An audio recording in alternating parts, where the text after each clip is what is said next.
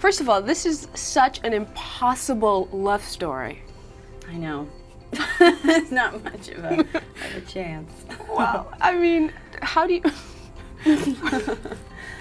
How did you deal with that? Oh, just, it made it quite easy. I mean, it was sort of, I mean, many women that I know have had an experience like that or similar to that, where you love someone and it just doesn't come back, you know, necessarily the way you want it to. Yeah. And those are, for some reason, I always like those tragic kind of love stories. I don't know why. Or it doesn't work out necessarily. In a situation where you really cared about someone and there was no way that it was going to work out in your favor. Yeah, absolutely. Yeah. And how did you deal with it? You just have to move through it. It's a growing pain. It's sort of one of those, you know, life experiences that only you can gain something from it in some way. At the time, it doesn't feel that way. It just feels like the worst, most painful situation you could ever be in, and I'm gonna die and I'm never gonna make it through. But you do, you know. Yeah. We all survive. You were very emotional in the movie too. Was that a hard thing? Because you cry a lot and it's just like a lot of stuff.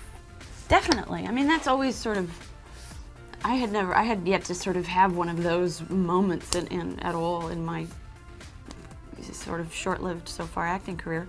But it was intimidating and scary, and I didn't know if I could do it, sort of translate from the page onto the screen what I knew was necessary, and it was really like nothing else. And it was just there. You just tune everybody out and listen to what you're saying and look into Paul's eyes, and you're there. It was a great time for me. It was really, I felt like, okay, that's past me now. You know, Yeah. So it was good. It was really good. Do you guys feel pressure when you do the outside projects, members of Friends, that people are watching what you're doing and you feel like, oh gee, you know, I gotta be real careful what I pick because I'm under the microscope? You know what I'm saying? Oh yeah. Yeah. That's a daily thought that sort of passes through. And you have to be, I guess, cautious and very careful in the choices that you make, just anyway as an actor, because you want to have a career that lasts for a while. You don't want to sort of be a flash in the pan or, you know, flavor of the month. You want to sort of pick roles that you feel will keep you around for a while, you know. But people are particularly critical of the Friends. you guys. Yeah. As you know. I know they are, but you know, again, I guess that sort of comes with it. It's unfortunate, because if we were just 6 actors who were out there making movies and hadn't had the television show, we wouldn't be. We would just be sort of, hey, A for effort, you know, and good luck next time. But now it's sort of a definite, let's see what the Friends can do. You know, I dare you. Go ahead and try. Yeah. And you know, I guess that's just the way of the way it works.